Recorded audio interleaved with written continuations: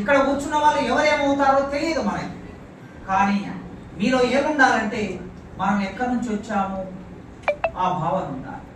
మీ తల్లిదండ్రులు మీకు ఏ ఇబ్బంది లేకుండా మంచి స్కూళ్ళల్లో మంచి కాలేజీలలో కష్టపడి చదివిస్తూ ఉండవచ్చు. సోషల్ వెల్ఫేర్ గురుకులాల్లో కావచ్చు, లేదా ప్రైవేట్ స్కూల్లో కావచ్చు, లేదా గవర్నమెంట్ స్కూల్లో కావచ్చు, వాళ్ళు బాధలు పడుతూ మిమ్మల్ని చదివిస్తూ ఉండవచ్చు. మీరు చదువుకున్న మీరు రేపు తర్వాతి తరాలకి సేవ చేయడం కోసం సిద్ధపడాలి. లేకపోతే వృధా అవుతుంది. మీ కమ్యూనిటీ నుంచి నేను అనుకోవడం చాలా తక్కువ మంది చదువుకున్నారు. ఎందుకంటే నిరంతరం సంచారంలో ఉండేటటువంటి పరిస్థితి ఉన్నారు. ఇవ్వాలంటే హైదరాబాద్కి వచ్చారు, కొద్దిమంది ఇక్కడ స్థిరపడ్డారు, లేదా కొన్ని గ్రామాల్లో స్థిరపడ్డారు. ఆ స్థిరపడినటువంటి వాళ్ళు తమ పిల్లల్ని చదివించుకుంటున్నారు. నాకు తెలిసి బహుశా ఒక 3-4 లక్షల జనాభా ఉంటుంది. ఈ 3-4 లక్షల జనాభాలో ఏ కొద్ది మంది మాత్రమే, నేను అనుకుంటా మీరు అప్లికేషన్ పెట్టారు, ఒక అడ్వర్టైజ్మెంట్ ప్రకటన ఇచ్చారు. ప్రకటన ఇచ్చిన తర్వాత ఇప్పుడు ఇక్కడ ఒక 200 మంది వచ్చారు అనుకుందాం. 200 మంది అమ్మాయిలు అబ్బాయిలు వచ్చారు. ఎన్ని లక్షల మందిలో? ఒక 4 లక్షల మందిలో 200 మంది మాత్రమే వచ్చారు. అంటే దాని అర్థం ఏమిటి? 4 లక్షల మందిలో 200 మంది మాత్రమే చదువుకోగలిగారు. ఒక క్వాలిటీ కొన్ని మార్కులు సాధించి ఇక్కడ వరకు వచ్చారు. ఇంకా 3,90,000 మంది పైగా చదువుకు దూరంగా ఉన్న వాళ్ళు ఉన్నారు. ఇంకా సంచారంలోనే ఉన్నారు. మీ కులంలో ఉన్నటువంటి చాలా మంది నేను చూస్తూ ఉన్నాను. మా పక్క ఊరు ఉండేది, మాది మహబూబ్నగర్ జిల్లా, ఇప్పుడు నాగర్ కర్నూలు జిల్లా లింగాల మండలం అంబట్పల్లి గ్రామం.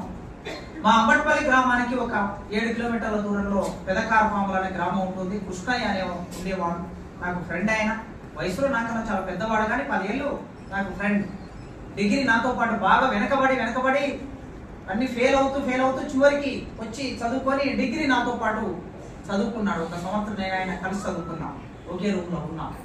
అప్పుడు తెలిసింది నాకు బుడగ జంగం అని ఒక క్యాస్ట్ ఉంటుందనే విషయం నాకు తెలియదు అప్పటి వరకు. నేను డిగ్రీ వచ్చే వరకు తెలియదు నాకు.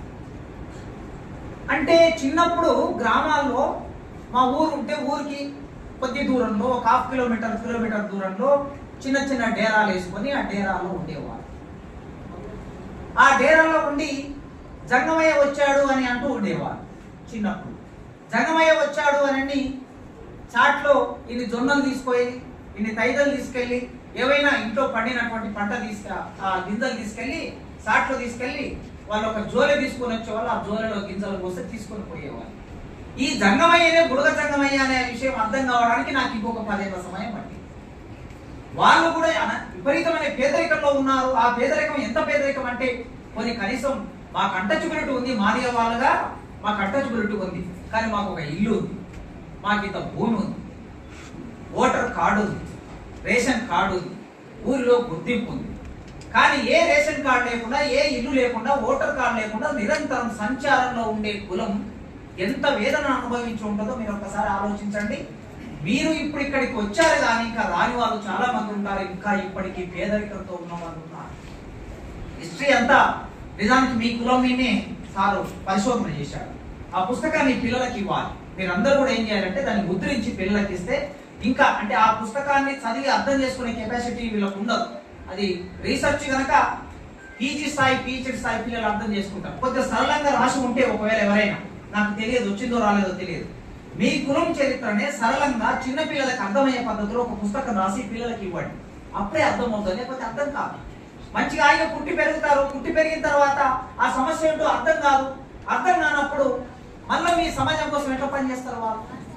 అందుకే ఇంత బాధ అనుభవించిన కులం నిజానికి చరిత్ర చూస్తేనేమో, పరిశోధన చూస్తేనేమో ఈ కులం ఎట్లా వచ్చింది ఏమిటి అని చూస్తే మనకి వైష్ణవానికి శైవానికి మధ్యన ఘర్షణ ఏర్పడినప్పుడు, ముఖ్యంగా దక్షిణ భారతదేశంలో వైష్ణవ శైవ కవులు వచ్చారు.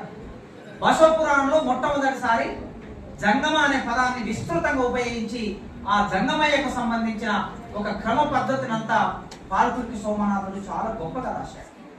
ఎప్పుడు ఇది? పాల్కుర్తి సోమనాథుడు కాలం అంటే 12వ శతాబ్దం, 1280 కాలం. ఇవాళ 2025లో ఉన్నాం మనం. అంటే ఒక 800 సంవత్సరాల కిందట ఎలా ఉన్నారు జంగమయ్యలు అంటే శివుని ఆరాధించేవారు, శివుని అర్చన చేసేవారు, శివుని పూజించేవారు.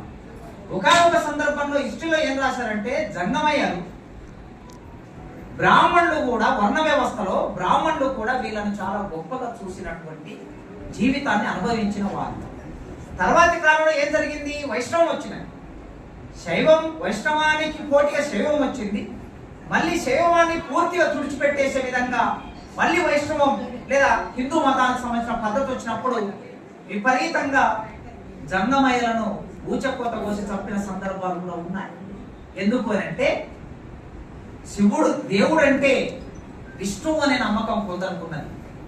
సేమ్ అదే సమయంలో దేవుడు అంటే శివుడు అనే నమ్మకాన్ని తీసుకొచ్చిన వాళ్ళు శివుని మీద మరి ఒక దేవుడు ఉన్నాడన్న పాలకుర్తి సోమనాథుడు రాశాడు. ఎవడైనా సరే శివుని కన్నా ఇంకొక దేవుడు ఎక్కువగా ఉన్నాడని అంటే సభలో పదం చెప్పకూడదు. నా అరికాలు ఎత్తి డ్యాస్ తంతాను అని రాశాడు. ఎప్పుడు రాశాడినా 12వ శతాబ్దం 11వ శతాబ్దంలో రాశాడు. సేమ్ వీళ్ళు ఇట్లా వచ్చినప్పుడు ఎందుకు తీసుకొచ్చారు అనే ప్రశ్న ఒకసారి మనం వేసుకుంటే, ఇంత వీరావేశంతో వీరశైవం ఎందుకు వచ్చింది అని అంటే అసలు మనుషులే గుడిలోకి రానివ్వరు. అంతకన్నా ముందు ఎవరైతే వైష్ణవ సంప్రదాయంలో విష్ణు వివిధ రూపాలు, విష్ణు అంటే కృష్ణుడు, రాముడు, విష్ణువు, ఇవన్నీ రూపాలు. ఈ రూపాలు కలిగినటువంటి వీళ్ళందరూ కూడా హిందీ కులాలని గుడిలోకి రానివ్వరు, స్త్రీలని గుడిలోకి రానివ్వరు, చిన్నపిల్లల్ని గుడిలోకి రానివ్వరు.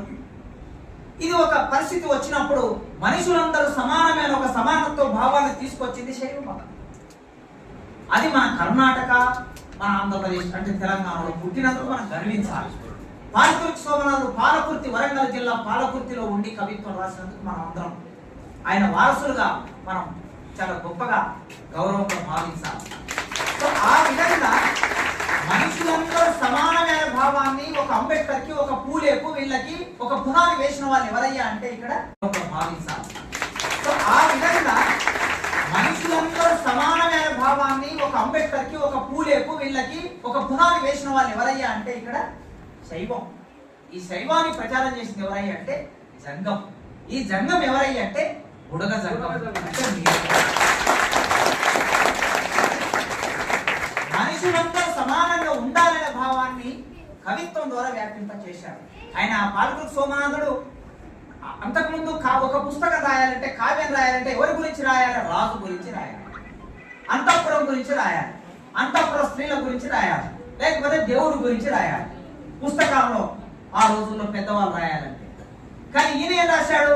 అసలు వాళ్ళ గురించి ఎందుకు రాయాలి? నా కళ్ళ ముందు ఇంతమంది జంగమయ్యలు ఉన్నారు, ఇంతమంది బుడగ జంగమయ్యలు. మీ జీవితాన్ని అంతా శివుని అర్చన కోసం, శైవ మతాన్ని ప్రచారం చేయడం కోసం మాత్రమే కేటాయించారు. అందుకోసమే వీళ్ళ గురించే రాయాలి. నా కళ్ళ ముందు ఉండే ఒక మామూలు జంగమయ్య, ఒక మామూలు స్త్రీ, ఒక మామూలు పిల్ల, ఒక చిన్న అమ్మాయి. ఆ అమ్మాయికి ఇంట్లో తల్లిదండ్రులు పాలు పెట్టి ఈ పాలు తీసుకెళ్ళి శివుడికి పెట్టాల బిడ్డ అని చెప్పాడు. వాళ్ళ అమ్మ ఏదో ఒక ఫంక్షన్కి, అమ్మ నాన్న ఇద్దరు కలిసి ఒక ఫంక్షన్కి వెళ్ళారు. వెళ్ళిన తర్వాత ఈ అమ్మాయి సరిగ్గా మధ్యాహ్నం పూట వాటిని తీసుకొని శివుడి దగ్గరికి వెళ్ళింది. శివుడి దగ్గరికి వెళ్ళి ఆడ పెట్టి శివుడు తాగుతాడా లేదా ఒక ప్రశ్న వేసుకున్నదా. అక్కడ పెట్టి వచ్చి దూరంగా నిలబడి చూస్తుంది, శివుడు వచ్చి ఎట్లా తాగుతాడు అని చూస్తూ ఉంటే శివుడు వచ్చాడు, పాలు తాగాడు. తాగిన తర్వాత ఖాళీ గిన్నె మళ్ళీ ఇంటికి తీసుకెళ్ళి పెట్టిన తర్వాత వాళ్ళ అమ్మ నాన్న వచ్చారు. సాయంత్రం వచ్చి పాలు ఎక్కడ పోయినాయంటే నేను పాలు శివుడికి పెట్టాను అంటే, అప్పుడు తల్లిదండ్రులు నువ్వు శివుడికి పోయలేదు పాలు, అబద్ధం చెప్తున్నావు, నీవే తాగి శివుడికి పోశానని అబద్ధం చెప్తున్నావు అని ఆ అమ్మాయి మీద కోపపడితే అప్పుడు శివుడే ప్రత్యక్షం అవుతాడు. ఒక చిన్న అమ్మాయి శివుడి భక్తురాలుగా మారితే ఎట్లా ఉంటుందనే కథ తీసుకొని రాశాడు. బెజ్జమాదేవి అని ఇంకో కథ, ఒక స్త్రీ ఉంటుంది బెజ్జమాదేవి. మీకు పాఠ్య పుస్తకాల్లో కూడా వస్తుంది, తెలుగులో వస్తుంది ఆ పాఠం. అంటే ఇట్లా ఇంతమంది గురించి రాసిన వాడు పాలకుర్తి సోమనాథుడు. తెలుగు సాహిత్యంలో కులం గురించి, బ్రాహ్మణుల గురించి, రాజుల గురించి రాసిన వాళ్ళు అందరూ ఉన్నారు, గొప్ప వాళ్ళు ఉన్నారు. కానీ సామాన్యుల గురించి రాసిన వాళ్ళు చాలా తక్కువ మంది. అట్లా శైవ మతంలో ఉన్న జంగమయ్యల గురించి ఆ రోజుల్లో కావ్యాలు రాసి ముందుకు తీసుకొచ్చారు. మరి తర్వాత కాలంలో ఇంత గొప్ప వాళ్ళగా ఉన్నటువంటి వాళ్ళు ఎందుకు ఇంత మారిపోయారు? ఇవాళ సంచార జీవితంలోకి ఎందుకు వచ్చారు? పేదరికంలోకి ఎందుకు వచ్చారు? వేటాడే వాళ్ళకి ఎందుకు మారారు? అక్షరాలకు ఎందుకు దూరంగా ఉన్నారు? పేదరికంతో ఎందుకు అనుభవిస్తున్నారు? ఈ ప్రశ్న వేసుకోవాలి. అంటే ఒక కాలక్రమంలో ఒకప్పుడు బుద్ధుడు చాలా గొప్ప దేవుడు, కానీ మన దేశంలో లేడు. బౌద్ధ మతం మన దేశంలో లేదు. నేపాల్లో ఉన్నది, థాయిలాండ్లో ఉన్నది, చైనాలో ఉన్నది. మన దేశంలో పుట్టిన మతం మన దేశంలో లేదు. తరిమి కొట్టారు బౌద్ధులని. ఎవరు తరిమి కొట్టారు? హిందూ పేరు మీద వైదిక బ్రాహ్మణుడు తరిమి కొట్టారు, చంపేశారు. బౌద్ధులని ఊచకొత కోసి చంపేశారు. వాళ్ళు పారిపోయి అక్కడ ఉన్నారు, భిక్షం ఎత్తుకుంటూ జీవించారు వాళ్ళు. అది ఒక పరిస్థితి. సేమ్ ఇక్కడికి వస్తే శైవ మతాన్ని ప్రచారం చేస్తున్న జంగమయ్యలను వేటాడి చంపి చివరికి వాళ్ళ తమ గ్రామాలని, తమ సంపదలని, తమ ఆస్తులను, తమ ఊర్లను వదిలేసి పారిపోయేటటువంటి ఒక పరిస్థితిని కల్పించారు. ఈ పరిస్థితి వచ్చినప్పుడు మనకి క్రమం అంతా 1300 సంవత్సరం, 1400 సంవత్సరం, 1500 సంవత్సరం శ్రీకృష్ణదేవరాయల కాలం అంతా చూస్తాం కదా. ఆ శ్రీకృష్ణదేవరాయల కాలం ఇదంతా చూసినప్పుడు శైవాన్ని ఊచకోత పోసిన ఒక కాలం. ఆ కాలంలో పేదరికంలోకి వెళ్ళిపోయారు.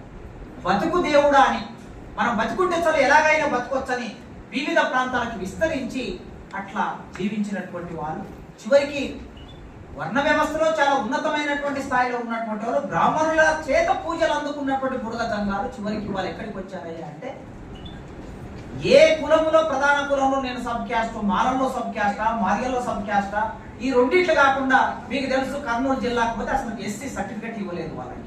మీరు వాళ్ళ బాధ చూస్తే కర్నూలు జిల్లాలో గుమ్మెట మోత ఒక నవలు వచ్చింది వాళ్ళ జీవితం మీద. కనుక ఇన్ని సమస్యలు ఉన్నాయి. ఇవాళ ప్రియమైన విద్యార్థులారా, మీకు ఇదంతా ఎందుకు చెప్తున్నానంటే మీ కుల చరిత్ర మీకు తెలియదు. నా కుల చరిత్ర నేను చదువుకున్నా. నేను మాదిగ కులం గురించి మీకు ఒక 2 రోజులు ఇట్లా కూర్చోబెట్టి చెప్పగలుగుతాను. నేను చదువుకున్నాను కానీ జామ పురాణం చదువుకున్నాను, నేను రకరకాల చరిత్ర చదువుకున్నాను. రేపు మీరు మీ కులం గురించి తెలియకపోతే, ఇవాళ నా కులం గురించి నేను తెలుసుకున్నాను కనుక ఒక 30 ఏళ్ల నుంచి నా కులం కోసం లేదా మనందరి కోసం నేను పోరాటం చేయడానికి నాకు తోచిన పద్ధతిలో నేను రాస్తున్నాను, మాట్లాడుతున్నాను. ఎన్ని ఇబ్బందులైనా నేను ప్రొఫెసర్ని, ఆయన నాకు వచ్చే జీతం తీసుకొని ఇంట్లో ఉండొచ్చు. ఇప్పుడు ఏదో ఫంక్షన్ వెళ్ళి వస్తా, ఒక ఫ్రెండ్ చనిపోతే వాళ్ళ నాన్న చనిపోతే కలిసి వస్తున్నాం. కింద నా భార్య కిందనే ఉంది, మా 2 పిల్లలు ఇంట్లో ఉన్నారు పొద్దున్న నుంచి. హాలిడే వస్తే ఏం నాన్న నీకు బయటికి వెళ్తామని అడుగుతారు నా పిల్లలు. రేపు మళ్ళీ విశాఖపట్నం వెళ్ళాలి. నిన్న ఎక్కడో సూర్యాపేట వెళ్ళి అంబేద్కర్ విగ్రహావిష్కరణ చేసి వచ్చాను. ఇవాళ మీ దగ్గరికి వచ్చాను. మళ్ళీ ఎల్లుండి ఇంకో సభ. మా పిల్లలు అడుగుతారు, ఏం నాన్న ఎందుకు వెళ్తావు? హాలిడే వచ్చినప్పుడైనా ఈ సమ్మర్ వెకేషన్ లో ఒక్కసారైనా మమ్మల్ని బయటకు తీసుకెళ్ళొచ్చు, కానీ 15 రోజుల నుంచి నన్ను వెంట పడుతున్నారు. కానీ నా పిల్లలు, నేను ఇంత స్థాయికి వచ్చాను, నా పిల్లలు బాధపడినా పర్వాలేదు. ఇంకొక 3-4 ఏళ్లకు 5-6 ఏళ్లకు వాళ్ళు అర్థం చేసుకుంటారు నన్ను. కానీ నేను కేవలం నా కుటుంబానికి పరిమితం అయితే, కొంత నాలెడ్జ్ తెలిసిన వాడిని నేను ఇంట్లోనే ఉంటే మరి ప్రపంచానికి ఎవరు చెప్పాలి?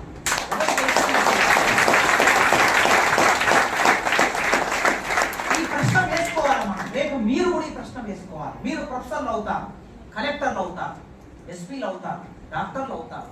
ఈ ప్రశ్న మీరు వేసుకొని ఇవాళ ఇంతమంది కలిసి మీకు ఇక్కడ ఇంతమందిని కూర్చోబెట్టి ప్రతిభా పురస్కారాలు ఇస్తే, ఏదో అది ప్రతిభా పురస్కారం ఇవ్వటం అనేది అది పెద్ద విషయం కాదు. వాళ్ళు ఇచ్చే ఒక పుస్తకమో లేకపోతే 500, 1000 రూపాయలు, 2000 అది పెద్ద విషయం కాదు మీ జీవితంలో.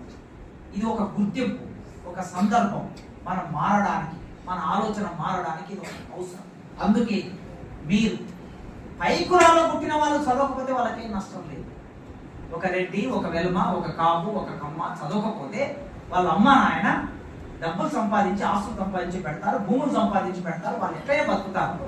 కానీ మీరు మేము చదవకపోతే, మన కులాల వాళ్ళు చదవకపోతే, మీ మీద మీ తల్లిదండ్రులు సభాధ్యక్షత నిర్వహిస్తున్న మిత్రుడు చెన్నయ్య, వేదిక మీద మా senior professor, Osmania university Telugu డిపార్ట్మెంట్లో మొదటి తరం, మేమందరం ప్రవేశించకన్నా ముందే ఆ యూనివర్సిటీలో విద్యాభ్యాసాన్ని కొనసాగించి అక్కడనే ప్రొఫెసర్గా పనిచేసిన ఎన్ఆర్ వెంకటేశం గారు నన్ను ఈ కార్యక్రమానికి ఫాలోఅప్ చేస్తూ రోజు సాదేవ్ దాదాపు 10 రోజుల నుంచి రోజు ఫోన్ చేస్తూ వాట్సాప్ మెసేజ్ పెడుతూ ఈ కార్యక్రమానికి ఆహ్వానించారు. అదేవిధంగా సిరిగిరి మన్యం గారు, నరసింహ గారు, గంగాధర్ గారు, పాండు గారు, వెంకటేష్ గారు, మూర్తి గారు, నవీన్ రాజు గారు, రమేష్ గారు, మల్లేష్ గారు, జగదీష్ గారు, శ్రీనివాసులు గారు, అందరికీ పేరు పేరున జై భీములు, వందనాలు. బహుశా మీరు పొద్దుటి నుంచి మీ సమావేశం జరుగుతూ ఉండాలి. నేను వేరే ఒక కార్యక్రమానికి వెళ్ళి రావటం మూలంగా ఆలస్యమైంది. ఆలస్యానికి నేను మీకు క్షమాపణ చెప్పాలి తప్పనిసరిగా. 10 గంటలకు కార్యక్రమం అని ఇన్విటేషన్ కార్డు మీద ఉన్నది కనుక కనీసం మీరు 12 గంటలకైనా ఇక్కడికి వచ్చి ఉంటారు. అంటే 5 గంటల నుంచి సమావేశం నడుస్తుంది. ఓకే, అయితే ఈ కార్యక్రమంలో సహదేవ్ నాతో చెప్పినప్పుడు రొటీన్గా కుల సంఘాల మీటింగ్లు జరుగుతూ ఉన్నాయి కదా, సరే జరగనివ్వండి, అంత ప్రత్యేకత ఏమున్నది కానివ్వండి అని చెప్పాను. నాకు వీలవుతుందో కాదో అని చెప్పాను. అయితే తర్వాత సహదేవ్ ఏమన్నాడంటే, సార్ ఇది కుల సంఘం మీటింగే, కానీ నేను చేస్తున్న కార్యక్రమం మాత్రం మా దాంట్లో చదువుకొని పైకొచ్చిన విద్యార్థులకు వాళ్ళ ప్రతిభని గుర్తించి వారిని ప్రోత్సహించాలనే ఉద్దేశంతో ప్రతిభా పురస్కారాలను పెట్టుకున్నాం కనుక మీరు తప్పనిసరిగా ఈ కార్యక్రమానికి రావాలని ఆయన అన్నాడు. అప్పుడు ఆలోచించారు, ఎందుకంటే పిల్లలు వస్తారు, రేపు ఈ దేశానికి, ఈ దేశ భవిష్యత్తుకు వాళ్ళే పునాది. అమ్మాయిలైనా అబ్బాయిలైనా ముఖ్యంగా వేల సంవత్సరాలుగా వెనుకబడిన కమ్యూనిటీ నుంచి చదువుకొని ఇంత దూరం 10th క్లాస్ పాస్ అయి ఇంటర్మీడియట్ పాస్ అయి మంచి మార్కులు పొందినటువంటి వాళ్ళు వస్తారు కనుక రేపు మీకు కొన్ని మాటలు ఏవైనా చెబితే భవిష్యత్తులో ఈ సమాజానికి అవసరమైన ప్రయత్నం, ప్రతిభ మీలో ఉంటుంది కనుక మీరు సరిగ్గా నిర్మాణం అవుతే ఈ కమ్యూనిటీ మాత్రమే కాదు ఈ దేశానికి కూడా ఉపయోగపడుతుందనే ఉద్దేశంతో ఈ కార్యక్రమంకు రావాలని ఒప్పుకున్నాం. తప్పనిసరిగా దూరమైనా సరే, చాలా దూరం నుంచి, ఇది ఒక 200 కిలోమీటర్ల నుంచి ప్రయాణం చేసి వస్తూ ఉన్నాను పొద్దున వెళ్ళి, అయినా సరే చివరి వరకు అందుకోవాలని సహదేవ్ కూడా ప్రతి 10 నిమిషాలకు ఒకసారి ఫోన్ చేస్తూ ఉన్నాడు. కనుక ప్రియమైన విద్యార్థులారా, వారి తల్లిదండ్రులారా, మీ అందరూ ఇవాళ ఈ కమ్యూనిటీ నుంచి ఎదిగినటువంటి ఒక తరం. ఒక రోజుల్లోనైతే ఎన్ఆర్ వెంకటేశం గారి పేరు, ఒక్క పేరు మాత్రమే ఒక ప్రొఫెసర్గా 2 తెలుగు రాష్ట్రాల్లో, బహుశా దక్షిణాది ప్రాంతంలో వారు ఒక్కరే కనిపిస్తారు మనకి. యూనివర్సిటీ స్థాయికి ఎదిగినటువంటి ప్రొఫెసర్ ఆయన తర్వాత నిజానికి అంత పెద్ద ఉస్మాన్ యూనివర్సిటీలో మొదటి తరంగా వాళ్ళు ప్రవేశించడం అనేది అనేక సవాళ్ళతో కూడుకొని ఉన్నది. అయినా కూడా సవాళ్ళను అన్నిటిని ఎదుర్కొని వారు అక్కడి వరకు ప్రవేశించారు. కానీ మళ్ళీ ఆ తర్వాత ఇంకా వారి రిటైర్మెంట్ అయ్యారు. ఆ తర్వాత దాన్ని పరిపూర్తి చేసే ప్రయత్నం చేయవలసిన అవసరం ఉన్నది. ఆ ప్రయత్నాన్ని అంతా మీలాంటి వాళ్ళు, ఈ వైపు నుంచి వచ్చిన వాళ్ళు చేయాలి. చదువు అనేది ఎవరి వ్యక్తిగతమైనది కాదు, ఎవరి సొత్తు కాదు. ఎవరైనా ఏదైనా చదవగలం, ఎంత కష్టమైన దాన్నైనా సాధించగలం. ఒకప్పుడు అనేక రకాల అవమానాలు, ఇప్పుడు ఉన్నటువంటి పిల్లలకి అవమానాలు తెలియవచ్చు, తెలియకపోవచ్చు ఈ సమాజం గురించి. ఇవాళ నేను ఒక ప్రొఫెసర్ ఉన్నాను, నేను అనుభవించిన నా జీవితం నా పిల్లలకి ఆ అనుభవం లేదు. నేను గ్రామాల్లో పుట్టి పెరిగాను, అక్కడ అంటరానితనం అనుభవించాను, అనేక సమస్యలు ఎదుర్కొన్నాను. ఇప్పుడు హైదరాబాద్లో ప్రొఫెసర్ ఉన్నాను. మా పిల్లలు క్యాస్ట్ అంటే ఏంటి నాన్న అని అడుగుతాను. క్యాస్ట్ అంటే ఏంటి, అప్పుడప్పుడు ఉపన్యాసాలు మాట్లాడుతున్నప్పుడు లేదా ఎవరైనా చెప్తూ ఉన్నప్పుడు క్యాస్ట్ అంటే ఏమిటి, అన్టచబిలిటీ అంటే ఏమిటి, అంబేద్కర్ అంటే ఏమిటి, ఇట్లా అనేక విషయాలు అడుగుతూ ఉంటారు. వాళ్ళకు తెలియదు ఇప్పుడు అనుభవించిన జీవితం. కనుక ఈ వేదిక మీద ఉన్నటువంటి కమ్యూనిటీకి సంబంధించిన, బుడగ సంఘం కమ్యూనిటీకి సంబంధించిన మీ పెద్దవాళ్ళు అనుభవించిన జీవితం, సమస్యలు మీకు తెలియకపోవచ్చు, ఆ బాధలు మీకు తెలియకపోవచ్చు. వాళ్ళు ఎన్నో కష్టాలు అనుభవించి ఈ సమాజాన్ని నిర్మాణం చేయడానికి ప్రయత్నం చేస్తూ ఉన్నారు. మీరు దీన్ని, ఈ సమాజాన్ని మరింత ముందుకు తీసుకెళ్లవలసిన అవసరం ఉన్నది. ఒకరో ఇద్దరు ఒక్కొక్క కమ్యూనిటీ నుంచి ఎదిగితే, ఒక మాదిగ కమ్యూనిటీ నుంచి ఎదిగితే ఒక 30 ఏళ్ళు హక్కుల కోసం పోరాటం చేశాడు. ఒక మనిషి ఎదిగితే మొత్తం కమ్యూనిటీని నడిపించడానికి నాయకత్వాన్ని అందించాడు. అదేవిధంగా కొందరు ప్రొఫెసర్లు, ఆ కమ్యూనిటీ నుంచి ఎదిగినటువంటి కొందరు ప్రొఫెసర్లు ఆ ఉద్యమానికి మద్దతుగా నిలబడి మాట్లాడటం, రాయటం చేశాం. వాదన వచ్చినప్పుడు, న్యాయమైన డిమాండ్ వాదన వచ్చినప్పుడు వాదనకు నిలబడ్డాం. కనుక కొద్దిమంది ఎదగటం మూలంగా ఆ కొద్దిమంది మొత్తం కులాన్ని ఎట్లా నడిపిస్తారో ఒక చరిత్ర మన కళ్ళ ముందే ఉంది. మీ అందరూ చూస్తూ ఉన్నారు. మందకృష్ణ ఎదగటం లేదా కొద్దిమంది ప్రొఫెసర్లు ఎదగటం మూలంగా ఆ కులాన్ని ఎంత ప్రధానమైన కులంగా ఇవాళ సమాజంలో నిలబెట్టారు. రేపు మీరు కూడా ఎదిగిన తర్వాత ఇక్కడ కూర్చున్న ఈ అమ్మాయిల అబ్బాయిలు 10th క్లాస్ అంటే మీ వయసు 15 ఏళ్ళు, ఇంటర్మీడియట్ అంటే 17 ఏళ్ళు. ఈ 17 ఏళ్ల వయసులో ఉన్నటువంటి మీరు రేపు ఈ ప్రపంచాన్ని శాసించవచ్చు, ఈ ప్రపంచాన్ని శాసించే వైపుగా మీరు ఎదగవచ్చు. ఇక్కడ కూర్చున్న వాళ్ళు ఎవరేమవుతారో తెలియదు మనకి, కానీ మీలో ఏముండాలంటే మనం ఎక్కడి నుంచి వచ్చాము ఆ భావన ఉండాలి. మీ తల్లిదండ్రులు మీకు ఏ ఇబ్బంది లేకుండా మంచి స్కూళ్ళల్లో మంచి కాలేజీలో ఇవాళ ఇంతమంది కలిసి మీకు ఇక్కడ ఇంతమందిని కూర్చోబెట్టి ప్రతిభా పురస్కారాలు ఇస్తే ఏదో అది ప్రతిభా పురస్కారం ఇవ్వటం అనేది అది పెద్ద విషయం కాదు. వాళ్ళు ఇచ్చే ఒక పుస్తకమో లేకపోతే 500, 1000 రూపాయలు, 2000 అది పెద్ద విషయం కాదు మీ జీవితం. ఇది ఒక గుర్తింపు, ఒక సందర్భం. మనం మారడానికి, మన ఆలోచన మారడానికి ఇది ఒక అవసరం. అందుకే మీరు పై కులాల్లో పుట్టిన వాళ్ళు చదవకపోతే వాళ్ళకేం నష్టం లేదు. ఒక రెడ్డి, ఒక వెల్మ, ఒక కాపు, ఒక కమ్మ చదవకపోతే వాళ్ళ అమ్మ నాయన డబ్బులు సంపాదించి ఆస్తులు సంపాదించి పెడతారు, భూములు సంపాదించి పెడతారు, వాళ్ళు ఎక్కడైనా బతుకుతారు. కానీ మీరు మేము చదవకపోతే, మన కులాల వాళ్ళు చదవకపోతే మీ మీద మీ తల్లిదండ్రులు కోటి ఆశలతో ఉన్నారు. మీరు చదువును నిర్లక్ష్యం చేస్తే మీ కుటుంబం మాత్రమే కాదు మొత్తం మీ సమాజం నష్టపోతుంది. అందుకే ఎన్ని బాధలు వచ్చినా సరే ఒక్కసారి అంబేద్కర్ను గుర్తు చేసుకోండి. మీరందరూ అంబేద్కర్ను గుర్తు చేసుకోండి. ఇవాళ మీరు కుర్చీల మీద కూర్చున్నారు, మంచి మంచి బట్టలు వేసుకున్నారు, కలర్ఫుల్ గా ఉన్నారు, ముద్దు ఉన్నారు, బంగారు తల్లి, ఓకే. కానీ ఒక్క 130 సంవత్సరాలు వెనక్కి వెళ్ళండి. మీరు 130 సంవత్సరాలు వెనక్కి వెళ్తే అంబేద్కర్ బడిలోకి వెళ్ళాలంటే బడిలోకి రానిలేదు, బయట కూర్చోబెట్టాడు అంబేద్కర్. అవతల కూర్చొని చదువుకున్నాడు ఆయన. ఎవరు కూడా ఆడుకుందామని గ్రౌండ్ లోకి పోతే పిల్లలందరూ స్కూల్లో అయిపోయాక అంబేద్కర్ గ్రౌండ్ లోకి పోతే అందరూ బయటకు వెళ్ళిపోయేవాడు గ్రౌండ్ నుంచి. ఎవడు ముట్టుకునేవాడు కాదు, మాట్లాడేవాడు కాదు. అట్లాంటి రోజు మరి అంబేద్కర్ ఒకవేళ ఆ బాధలు అనుభవించి నాకు ఈ బాధలు ఎందుకు అని చదువు ఆపి ఉంటే రాజ్యాంగం రాసే అవకాశం ఉండేది కాదు. ఆయన అంత కష్టపడి చదువుకున్నాడు కనుక రాజ్యాంగం రాశాడు కనుక ఇవాళ మనకి ఈ హక్కులు వచ్చినాయి. మీరు కుర్చీల మీద కూర్చుంటున్నారు, నేను ఆర్ట్స్ కాలేజ్ ప్రిన్సిపాల్ అయ్యాను. చరిత్రలో 108 సంవత్సరాలు దాటిన Osmania university arts college principal లో మొట్టమొదటి ఒక మాదిగ కమ్యూనిటీ వాడు ప్రిన్సిపాల్ అయ్యాడు.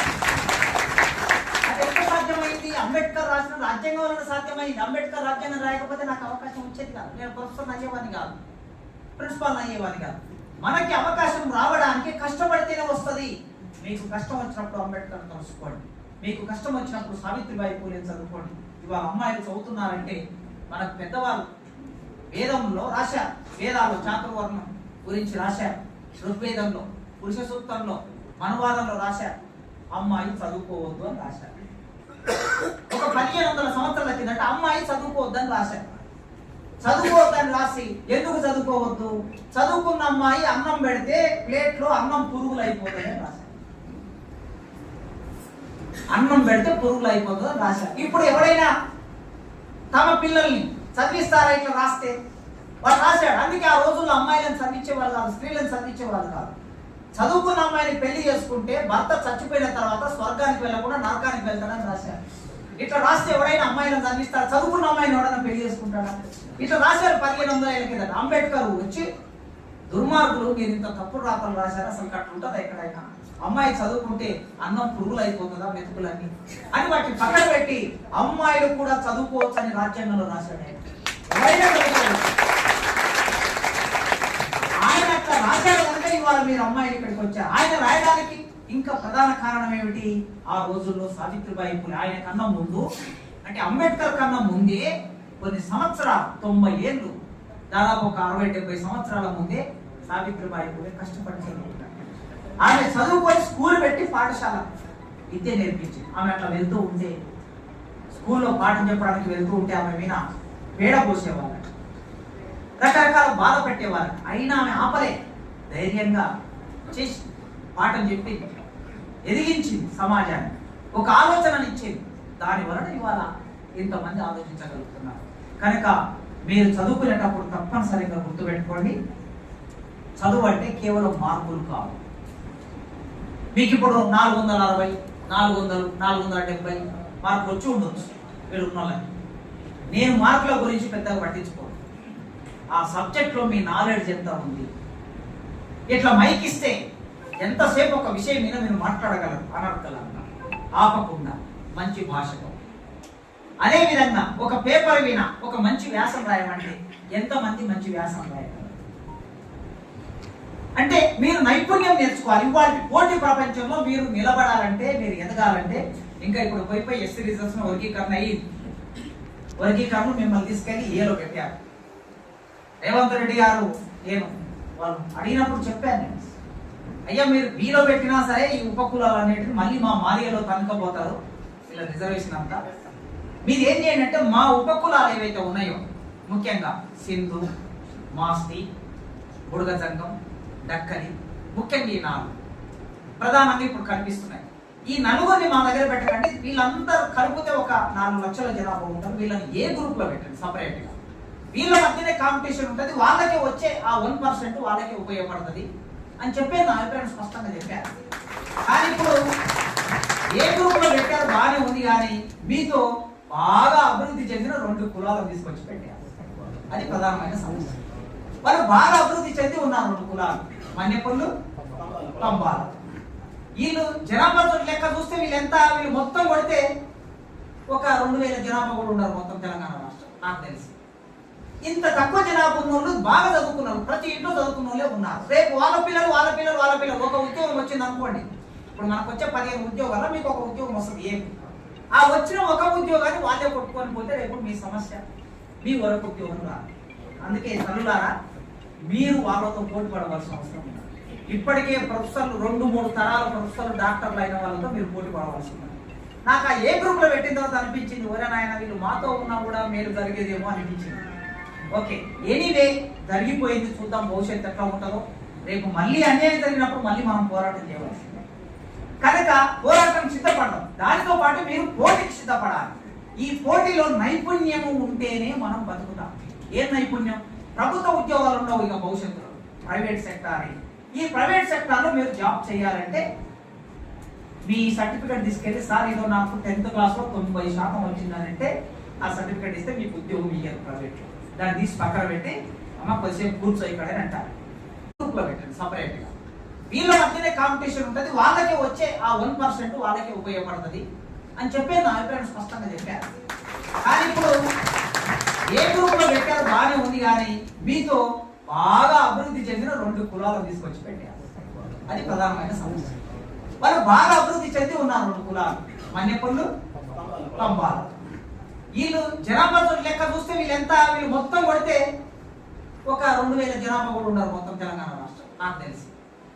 ఇంత తక్కువ జనాభా ఉన్న వాళ్ళు బాగా చదువుకున్నారు, ప్రతి ఇంట్లో చదువుకున్న వాళ్ళే ఉన్నారు. రేపు వాళ్ళ పిల్లలు ఒక ఉద్యోగం వచ్చింది అనుకోండి, ఇప్పుడు మనకు వచ్చే 15 ఉద్యోగాల్లో మీకు ఒక ఉద్యోగం వస్తుంది. ఏమి ఆ వచ్చిన ఒక ఉద్యోగాన్ని వాళ్ళే కొట్టుకొని పోతే రేపు మీ సమస్య, మీ వరకు ఉద్యోగం రాదు. అందుకే తల్లులారా, మీరు వాళ్ళతో పోటీ పడవలసిన అవసరం ఉంది. ఇప్పటికే ప్రొఫెసర్లు 2-3 తరాల ప్రొఫెసర్లు డాక్టర్లు అయిన వాళ్ళతో మీరు పోటీ పడవలసి ఉంది. నాకు ఆ ఏ గ్రూప్ లో పెట్టిన తర్వాత అనిపించింది, ఒరే నాయన వీళ్ళు మాతో ఉన్నా కూడా మేలు జరిగేదేమో అనిపించింది. ఓకే, ఎనీవే జరిగిపోయింది, చూద్దాం భవిష్యత్తు ఎట్లా ఉంటుందో. రేపు మళ్ళీ అన్యాయం జరిగినప్పుడు మళ్ళీ మనం పోరాటం చేయవలసింది. కనుక పోరాటం సిద్ధపడడం, దానితో పాటు మీరు పోటీకి సిద్ధపడాలి. ఈ పోటీలో నైపుణ్యము ఉంటేనే మనం బతుకుతాం. ఏ నైపుణ్యం? ప్రభుత్వ ఉద్యోగాలు ఉండవు ఇక భవిష్యత్తులో, ప్రైవేట్ సెక్టార్. ఈ ప్రైవేట్ సెక్టార్ లో మీరు జాబ్ చేయాలంటే మీ సర్టిఫికేట్ తీసుకెళ్లి, సార్ ఇదో నాకు 10th క్లాస్ లో 90% వచ్చిందనంటే ఆ సర్టిఫికేట్ ఇస్తే మీకు ఉద్యోగం ఇయ్యారు ప్రైవేట్ లో. దాన్ని తీసి పక్కన పెట్టి అమ్మ కొద్దిసేపు కూర్చో ఇక్కడ అని అంటారు. కూర్చోబెట్టి వైట్ పేపర్ ఇస్తారు. వైట్ పేపర్ ఇచ్చి ఒక విషయం చెప్తారు, దీని మీద ఒక పేజ్ వ్యాసం రాయి, నువ్వు ఎట్లా రాస్తావు, ఎట్లాంటి వర్డ్స్ ఉపయోగిస్తున్నావు, ఎంత బాగా రాస్తున్నావు అనేది చూస్తారు. తర్వాత గ్రూప్ డిస్కషన్ పెడతారు. నాకు ఇంజనీరింగ్ లో 70-80% 90% మార్కులు వచ్చినంటే కూడా పట్టించుకోవాలి. ఒక 10 మందిని కూర్చోబెట్టి గ్రూప్ డిస్కషన్ పెడతారు. ఆ గ్రూప్ డిస్కషన్ లో మిగతా 9 మందిని నీవెట్లా కన్విన్స్ చేస్తున్నావు, నీ వాదన పటిమతో ఎట్లా కన్విన్స్ చేస్తున్నావు అనే దాన్ని బట్టి నీకు జాబ్ ఇస్తారు. ఆ తర్వాత ఏం చేస్తారు, ఒక ప్రాజెక్ట్ రిపోర్ట్ తయారు చేయమంటారు. ఒక విషయాన్ని ఇచ్చి నీకు గూగుల్ ఆధారంగా ఇంకే పద్ధతిలో ఒక ప్రాజెక్ట్ రిపోర్ట్ తయారు చేసి సబ్మిట్ చేయమంటారు. దాని ద్వారా ఉద్యోగం ఇస్తారు. కనుక మంచిగా వినటం ఒక కళ. A great listener can be a great speaker అంటారు. అంటే మంచి శ్రోత మంచి వక్త అవుతాడని దాని అర్థం. శ్రద్ధతో వినాలి, మన శరీరాన్ని మొత్తం లగ్నం చేసి వినాలి ఒక విషయాన్ని వినేటప్పుడు. ఆ లక్షణాన్ని మీరు పెంపొందించుకోవాలి. రెండో లక్షణం విన్నదాన్ని ఏం చేయాలి? చదవాలి, బాగా చదవాలి. మీరు ఎంత బాగా చదివితే ఈ ప్రపంచాన్ని మీరు అంత బాగా శాసించగలుగుతారు.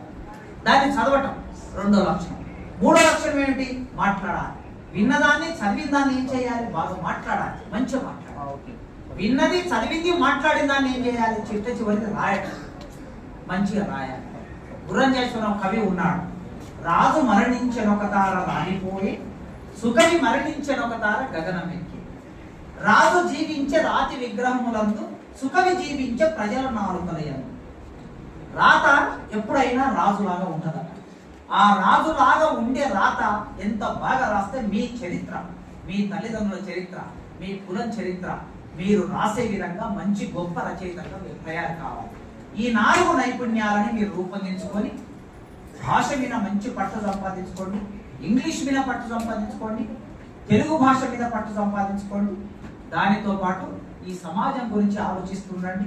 పేదరికం ఎందుకున్నది, అన్యాయం ఎందుకు జరుగుతున్నది, దోపిడీ ఎందుకు జరుగుతున్నది, ఇంకా నా కులం ఇంకా సంచార జాతులుగా ఎందుకున్నారు, ఒక ఊరిలో గుడారం వేసుకొని వర్షం వచ్చినా వాన చలి పెట్టినా ఎండ కొట్టినా అక్కడనే మాడిపోతే ఎందుకున్నారు, ఇంకా అడుక్కొని ఎందుకు తింటున్నారు, వీళ్ళకి ఎందుకు సరైన సమాజంలో గుర్తింపు లేదు అనే ప్రశ్నలు కూడా మీరు వేసుకోండి. అప్పుడప్పుడు వేసుకున్నప్పుడు ఖచ్చితంగా వాళ్ళ గురించి ఆలోచిస్తారు.